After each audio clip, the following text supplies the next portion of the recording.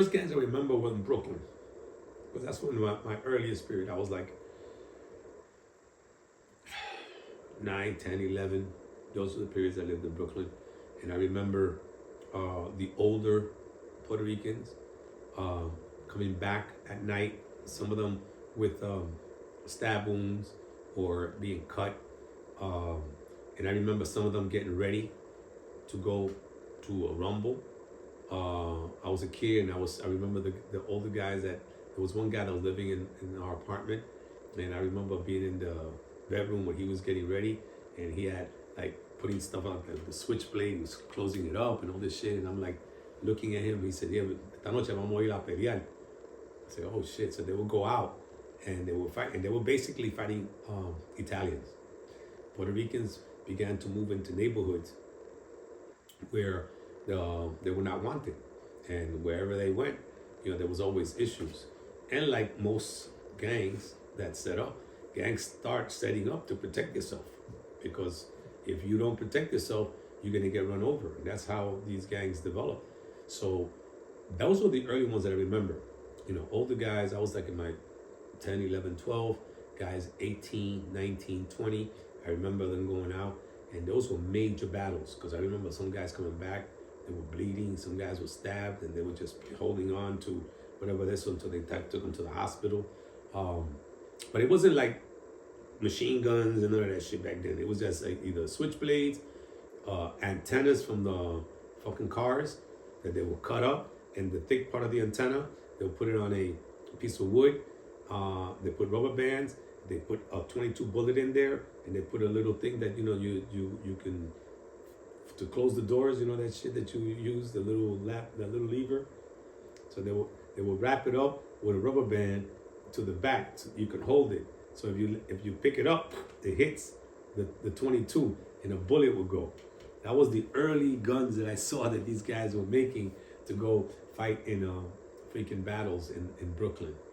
Coming back to the Bronx, fast forward a little bit, the gangs that I began to see while I was in at the college. I didn't see too many gangs when I was in high school here. Going to Lehman College. Before I went to Lehman College, going to Aviation High School, taking the trains. The gangs that, it wasn't really gangs. It was just groups of guys like stickball. You had a team. So it was the loners here. It was the emperors over there.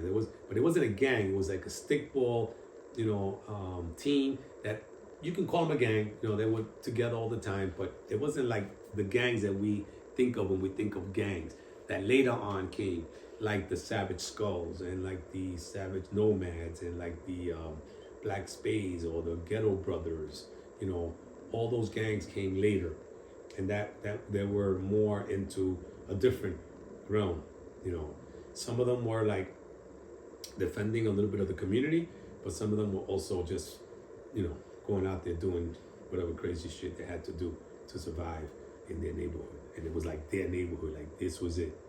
I remember there was on the positive side was like on Colwell Avenue, we never had a major gang, but we did have issues with the junkies.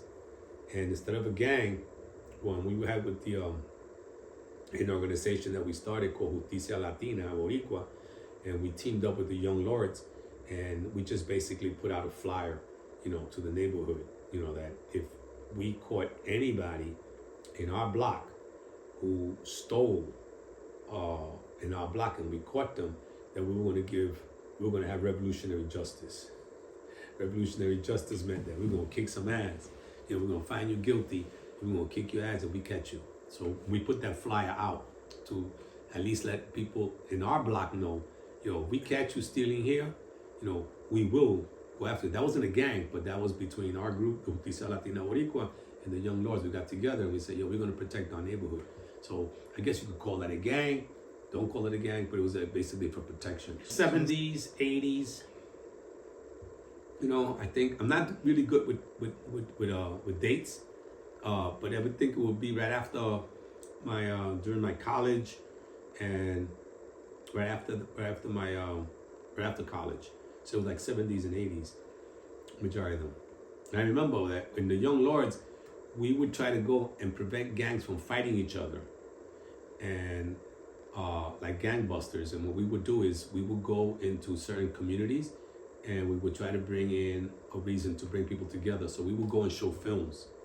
We used to get films from Third World Newsreel for free. It was a company that had all these progressive films from all the struggles around the world, and we would get those films, and we had a projector, and we could put electricity in somebody's house or from the pole, and at night we put up a sheet somewhere, and we would offer a free film. This is before Netflix and all that shit, so people would come, and especially we would try to attract young people. So instead of fighting each other, we can watch a film together about something that's happening in Angola, Vietnam, Mozambique or whatever, Latin America, and then talk about it and try to get young people to, have some type of conversation with each other. And we did that several times, when I was working out with the young lords. Those are one of the things that we used to do. Very complicated, but it was very simple to understand. For example, there's always been racism in different ways. Like, for example, within our own culture in Puerto Rico, we don't want to admit it, but the fact is, we always had jokes. No dañe la sangre, no dañe la raza, like you're light skinned, you get married to a black dude. My mother, one of my earliest periods before my mother met my father, I'm writing a book about her, and one of the problems that she had at one point was she fell in love with this dude, a black Puerto Rican, and her father would not fucking accept her. And my mother went through changes with that shit. She lost it. She gave birth to a child for this man, never got to see the child. They took the child away from her, and kept them because they couldn't get together, Bottom line is there's always been racism. But then at the same time, that same family, my other aunt married a dude whose name is Bonnie. He was more blacker than blue, So like, wait a minute. So your father was like so racist, but yet your youngest daughter's going out with a black dude today, and it's accepted by everybody in the family. The little jokes about el pelo, pelo bueno, pelo malo, good hair, bad hair. What the fuck is that about? So we've always had that, but you didn't have that type of discrimination in Puerto Rico. You could not get, you had to sit in the back of the bus, or you cannot, drink water from a place that where white Puerto Ricans were drinking water from. You can have that type of discrimination. It was subtle, but it was there. Let's not confuse that shit. There was racism to that level, but it wasn't racism the way we expected here. That's why Clemente went through changes. Clemente was black, grew up in Puerto Rico, but he didn't respond to them until he came to the United States, and he saw how they affected him not be able to go to a restaurant. That never happened in Puerto Rico. They couldn't go to a restaurant. So there's a different type of racism and the way it's manifested. In my block, Caldwell Avenue, I remember, some of my best friends, African American, they would come to my house, to my apartment. We'd hang out. My father would come home and never said anything about estos negritos no los quiero aquí and that type of shit, And I would go to their house and their apartment. Never had a problem. We would play together. In fact, some of my black friends were learning how to speak Spanish. They could understand Spanish because they hung out with us all the time. So there was no problem. They spoke Spanish. I spoke to them. We hang out. We partied. We did a whole bunch of shit together.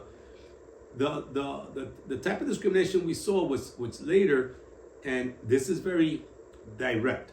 For example, middle class blacks had some ill feelings towards Puerto Ricans. Why? Because they saw Puerto Ricans as the group that was thriving up and felt that was a threat to them, to get the jobs, to get the positions, and to get the what we would do. I worked for an agency. It was all black recruitment and training program. When I came out of college after my 2 years of teaching, I couldn't do it anymore. I got paid a lot more to work for a federal program called recruitment and training program. The director was Ernie Green, who was one of the Little Rock, Arkansas graduates. The 6 kids that were forced to go to school and the National Guard protected them, those 6 kids, one of them was Ernest Green. He became the head of RTP, the program that I was part of. And it was all black program.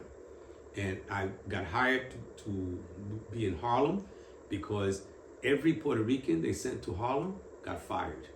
Because either they went there with rah-rah Puerto Rican shit, you ain't gonna have that in Harlem, and it was all black, and they fucking got rid of them.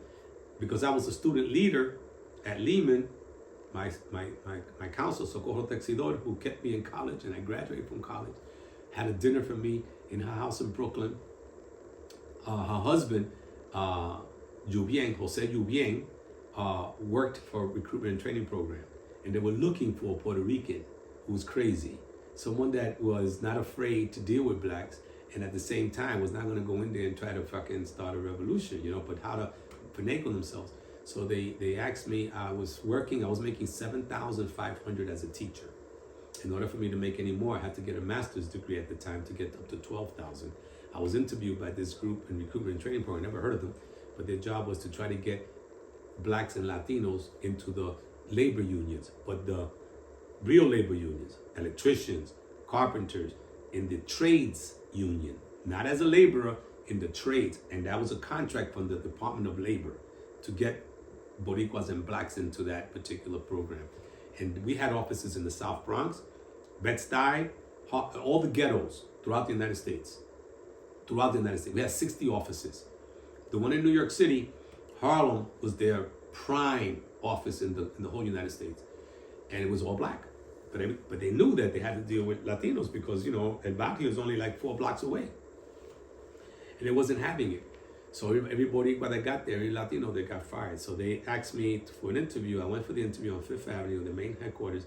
And all I heard was, I know a damn thing about RTP. I know a damn thing about trade unions. I know anything. All I heard was, starting salary was $12,500.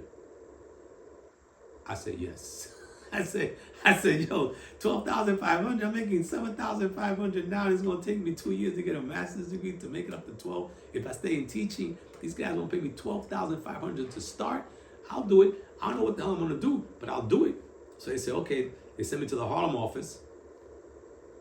And basically, I was supposed to help recruit, get them trained, fill out their forms, and whenever a union opened up positions, like the electrical workers union, they will put up that they're going to give out 50 applications for apprentices. The trades unions, I don't know if you know, the way it was always father to son. It was never open to the public. You didn't know if the carpenters union were going to give 50 applications. They don't advertise that shit unless you knew somebody. RTP was the one that found when they were having these, and when we would take young people, recruit them ahead of time, right? Because you didn't need a high school diploma, you didn't need a college degree to be a tradesman. And if you get into as an apprentice, shit, you were getting paid good salary as an apprentice, and after 4 years, if you complete it, now you're getting paid a journeyman salary, which at that time was like about $16, $20 an hour. So any journeyman who was a carpenter, who was an electrician, who was a tradesman, who was an iron worker, they got paid good money. So our job was to recruit them, get them ready for the trade. And when the union said they got 50 positions open and it's going to be on Monday, we would go out into the streets, bro, and everybody that we recruited said, yo, you got to come on Friday. Friday for what? We're going to go to the line and we're going to get a Winnebago. We rent a Winnebago, so there's a bathroom there and whatever. And we would have motherfuckers sleeping in the street, bro, from Friday. Because what happened was they'll announce that there's a position like for 50. But by the time you got there on Sunday or Monday, they were all gone. It was father to son. They told their sons, they told the people about it. So what we would do, we would get there 2 days beforehand. Bro, there'd be a line of blacks online. And my job was to get more Latinos in. And I remember being there, and after like the 3rd month, nobody trained me in anything. And the director set me up. He sends me a memo that he needed to get the report of all the iron workers or steam fitters that were on our files to be able to get ready to take the steam fitters test. But nobody ever told me that, first of all, I didn't even know what a steam fitter was. And nobody ever told me that there was a file that we had to get this together. So it was a setup for me to get fired. But one of the things that I always learned from my father that helped me a lot in business was that you treat people with a lot of love. You treat people fairly. So my thing is custodians, secretaries, security guards who don't have a lot of positions, You know, I was a counselor. There was an assistant director, a director, a placement counselor, all these people. But I would treat the secretaries. Every time I was going to go out to lunch, I would ask the secretaries, yo, do you want me to get you something? And some of them said, shit, nobody ever here asked me that shit. This Puerto Rican comes in and he says, yo, you know, it's okay. Can you bring me back a soda or something? So I was really nice. Sometimes I would stay with them. So when they sent me the memo, I never knew what a memo was. They sent me a memorandum to Mr. Blah, blah, blah. By close of business day, Monday, blah, blah, blah. And they sent me this shit on Thursday. It was like Thursday after 5 o'clock or some shit, or Friday. So it was a setup. And when the secretary who typed it up, her name was Barbara. And she was real cool with me. And she gives it to me at 4:30 something before I was ready to leave. And she said, yo, check this out. And I read it. And I said, what is it? She says, bro, it's a setup. They're going to fire you on Monday. You're not going to have this ready. And I said, but what is it? She said, don't worry. Are you willing to come to work tomorrow, Saturday? And I said, Saturday? Yeah. She said, if you come tomorrow, Saturday, Myrtle, which is the other secretary, she said, we'll come and help you. We know exactly what he wants. So I came on Saturday with them, and they worked with me 3 or 4 hours. They got all the files and everything, boom, boom, ready for me. Boom, on Monday came, the freaking director, and I don't forget his name, Sutton. He calls me and he says, you know, can you please come into my office? So I go in, I get my little file, I get in my office. So he says, do you have the report that we requested that we need to submit?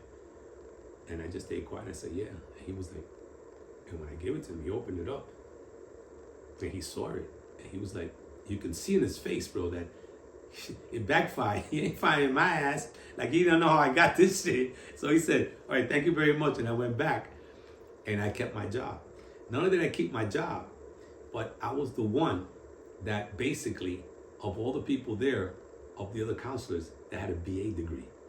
So when Jimmy Carter got elected as president of the United States, he took our boss, Ernie Green, and made him Undersecretary of Labor of the United States, the first African American who became Undersecretary of Labor. So he goes up, everybody in RTP moves up one, and my director had left. They had this other female director there, assistant director. She moves up, and there was a position for assistant director, and they gave it to me. And then from there, they moved me to director because she moved up. So, bro, there was protests in Harlem. They won't fucking outside. I'll never forget. Fight Back was the name of the group. They would be outside protesting. You know, a Puerto Rican director of the Harlem office. You know, we don't need, you know, Harlem belongs to blacks. And I would come in, and the people in my staff were like, they were looking at me. My 2 secretaries were like, yo, they had nothing to do with this. This is stupid. The fucking boss, the head, who became the head of RTP, who replaced Ernie Green, came to Harlem office. I'll never forget, this was a rainy day. He told everybody, nobody leaves the freaking office. 5 o'clock, nobody goes home if you want your job. You stay there, because they heard about all this protest shit. And the guy comes over, he sits the entire staff, and he says to everybody, listen, we've been hearing a lot of shit about Julio getting the job as director. I said, let me tell you something. That's not going to freaking change. Because all you niggas, he said just like that, he said, all you niggas had this job for a long time, and when you've been playing around, he has more placements than anybody. This guy goes out there, because I was going into the streets of Harlem, bro. Motherfuckers were playing with $100 bills. I bet you can't get this jump in. And I go to the basketball courts, and I go in the middle of these guys. I said, what the fuck you want? I said, yo, bro, I just want to tell you about this thing that we had when we could. I don't need that shit, bro. Look what I got. Look what I got. And I said, yeah, but you might know somebody, man, that might need this job and stuff like that. All right, give me that shit. So I knew a lot of the guys. In fact, my car was washed by the same guys who washed Nicky Barnes's car. I would give them my keys. I had a putt-putt station wagon. But in the winter, I would give them the keys so they can keep the kids in there warm while they had those fires to wash the cars. So I was real cool with them. And they were real cool with me, because I never treated people different just because of the way they were. So they always looked out for me. So I had a lot more placements than anybody there. And the guy told them, and while you guys were wasting your time, he's the only one that has a bachelor's degree. So if you guys can't handle this shit, leave. Because he's not leaving. And he just looked at me and says, can you continue to handle the heat? And I said, they raised my salary to $37,000. I said, yeah, I can handle the heat. I always made more money than my age because I was always, willing to do something that nobody else was willing to do because I was prepared. So the Harlem office became the number one office. But what I did was I moved it because this is the answer to your question, a long answer to your question. I was always tired of the fact, and I was never quiet about it, because whenever they spoke, they said, our black community has to do this, our black community has to do that, our black community has to do this. And I would say, excuse me, bro, you got to say black and Puerto Rican. Nah, come on, Julio. When we say black, we mean Puerto Rican. Man, you part of us. I said, nah, Papa, nah. Please, if you're going to talk about my community, you got to say Puerto Rican as well, because when you say black, all I hear is black. I don't hear black and Puerto Rican. So they allow me to do certain things. So I moved the office from West Harlem to the Teresa Hotel, which was now an office building, the Teresa Towers, right? Which was closer to Harlem than the other one that was further down on 8th Avenue, para allá, para carajo. So this one's here. And then I did active recruitment.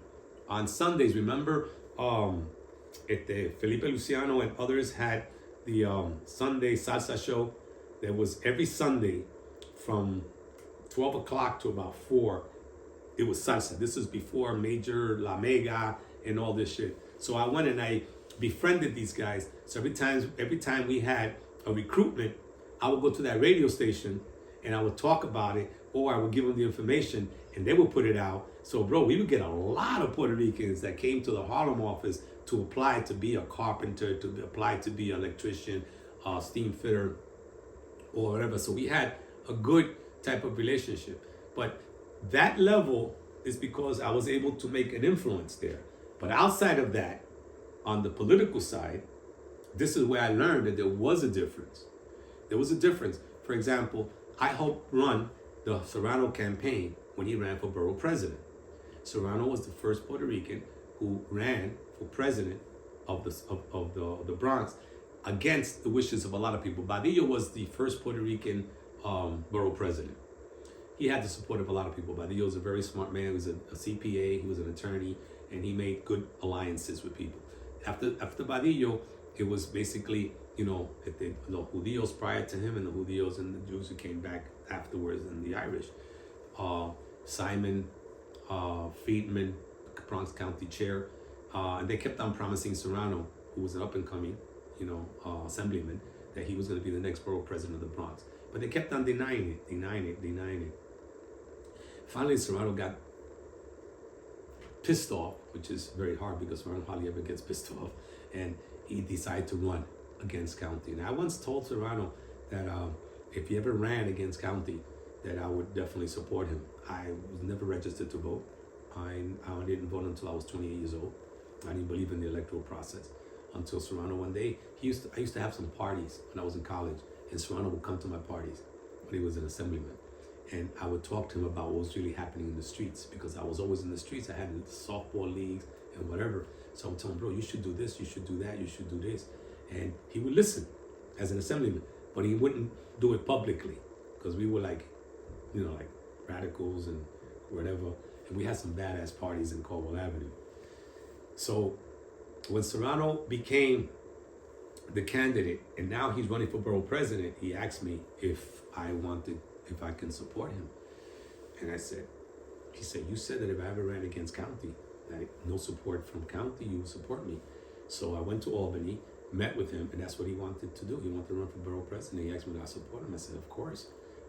Yeah, if you're going to run against whatever, I'll show you a picture. You can use it for your files. Boom. Signed by Serrano. Said, I remember a time that you were not allowed near the state capitol. Every time I went to the state capitol, state police would stop me, or they would do something, because I only went up there to protest. And this is now, I'm sitting in the chamber of the assembly of the state of New York with the assemblyman. So he autographed that for me. I have that picture downstairs. And I decided to help Serrano in his campaign. In the process of helping Serrano in his campaign, I learned something. His staff was all blanquitos, and they were focusing all their attention on getting the Latino Puerto Rican vote, which was a majority. There was no very few Dominicans here at the time. It was Puerto Rican. Get the Puerto Rican vote. And I was just a volunteer. I was not one of these. I didn't know that there was such a thing as consultants. you know, and getting paid to advise. All I know, I used to go there, pick up posters, a stapler, and go out. And I with all of Bruckner Boulevard, all of the Grand Concourse, all of the areas. I would go back and pick up some of the posters. They would give me like $100 a week to do that shit. But I would hear shit. Like I would hear them say, yo, so we need to spend the little bit of money we have to do these mailings. So I would just say, excuse me, I don't think that's gonna work. They say, what do you mean it's not gonna work? I said, mailings don't work in our community. So these white would look at me, why not? And I said, because I go into the projects and everything, every time I see things from elected officials, they're on the floor. You know, nobody reads that. It's just wasted. You see them on the floor all the time. The person who was in charge of his campaign, I'll never forget her, was Cunningham. She's some big whiz right now in terms of political consulting. She was smart enough to listen. So when these white executives would tell me, yo, you don't know what you're talking about. This guy's giving out posters, gonna tell us what the fuck. And I was like, listen, I just know my community. All I know is, so she would sit down with me and says, why do you think, Julio, that people won't read them? I said, they don't want to read. I said, not that they don't want to read. You see the poverty in my community? Mailboxes are broken, elevators are full of piss, people get stuff in the mail, nobody reads that. It's just wasted time. So she said, so how do you think we're going to get to them? I said, you need to go into the projects. She said, go into the projects? I said, yeah, you need to walk in there and knock on doors. And she said, you ain't never going to get Joe to do that. I said, well, you got to get somebody to do that because that's what you got to do. So I forced them to get Joe, and Serrano was like livid. Like he didn't want to do this shit. And they told him, no, Julio's saying that you need to go. And I'll never forget this, bro. I remember taking Serrano to the projects, and we walk in and he smelled and he saw what I would see and what most of us saw all the time, the freaking projects, bro. You know, take the elevator if it was working, right? All the way to the top floor, and I'll never forget this, bro. We knocked on the first door we knocked, and so I was over here, he's kind of nervous and shit. I told Serrano, bro, you okay, bro? Don't be afraid. You know, these people are not there. Nobody's gonna hurt you, man. So we went up there. We always had one or two guys with us, right? And we knocked on the door. And yo, who the fuck is there? You know, that type of shit. You want to walk away. Yo, relax, man. They're gonna. Yo, this is Jose Serrano running for borough president. We just want to say hello, give you some information. What the hell? They open the door and says, oh shit, you're the guy that's running, right? Yo, Martha, come here. Look who's here. Look who's here. Everybody want to come? Yo, what's up? What's up? And he had a whole different perspective walking into the freaking projects and seeing how blacks who were poor, just like us, were related to the same thing. However, if you went to Concourse Village, middle-class white blacks, that wasn't their reception. So I learned real quickly, there's a dichotomy. You don't advertise him in the black middle-class community because the black middle-class community sees us as a threat. They don't want a Puerto Rican borough president because they wouldn't want to get a black borough president before they get a Puerto Rican borough president, right? We were always competing in the jobs for the state. We were always competing in the jobs for the city. So why would they want to help us? So, okay, don't send anything over there. Leave that group alone. They're going to vote for Simon. But let's go after the ones that nobody's paying attention to, the ones that could relate to us. And bro, let me tell you something. The response Serrano got from the black community in the hood was amazing. We would go and have a caravan, and again, the consultants would want him to go through this neighborhood, that neighborhood, and I said, no, change that shit. We need to go through Webster Avenue, it's all black. Bro, blacks are not gonna vote for Serrano. I said, yo, poor blacks will vote for Serrano, but he gotta identify with them. He gotta talk to them. And sure enough, I would be the one leading the thing, because none of them lived in the South Bronx. So I make the decisions, you know. So I said, yo, we're gonna turn here. Are you serious? He's gonna get pissed off. Fuck it, we're gonna turn. We're on Webster Avenue, and he's in the back on top of the convertible. He's like talking, what the fuck we doing? I said, yo, he ain't gonna say shit. We're gonna go. And sure enough, people will be coming out the windows. Yo, what's up, Serrano? Yeah, we'll be playing music. Ain't no stopping us now. Bro, it was an incredible campaign. We won that campaign. We lost it because we didn't have enough money to take it to court. But bro, it was the largest vote of Puerto Ricans that had ever come out to vote for Serrano. And we had a lot of African Americans that supported him that came out. and we got more votes than Simon did, but we lost the campaign because they cheated in the freaking in the booths in the elections. But we didn't have enough money to take it to the next level, which is the court. So, but it made history. For the first time in elections in the Bronx, the Puerto Rican vote equaled the white vote of Co-op City. Co-op City decided what happens in the Bronx. Every Puerto Rican in the Bronx could vote. It doesn't matter. If Co-op City came out, that's who's going to win the borough presidency. That's who's going to win all the major positions in the Bronx if it was a borough campaign. For the first time, the Puerto Rican vote and the black vote from the hood equaled that vote. And that's why we knew we won, because we not only equaled, we predicted it, we surpassed it. That taught me a lesson in answer to your question. Yes, there was divisiveness, but the divisiveness was it was a class division, not a race division. Middle-class blacks have had the opportunity not to help Puerto Ricans move forward because they saw it as a threat. But it wasn't all middle-class blacks, because I work with middle-class blacks, and I was able to teach them in RTP that is to our advantage to work together. So when I was able to bring Latinos, majority Boricuas, to recruit for RTP, our office had the highest placement rate in the nation. So we worked together. That's why I kept on getting promotions. And I was sent around the country to do trainings for a black program. So not all African Americans who were middle class, they saw that. But African American middle class that you didn't educate that you didn't explain that, hey, we get much more force if we work together, they see us as a threat. And that sector was the one that, yes, was not helping Puerto Ricans move forward.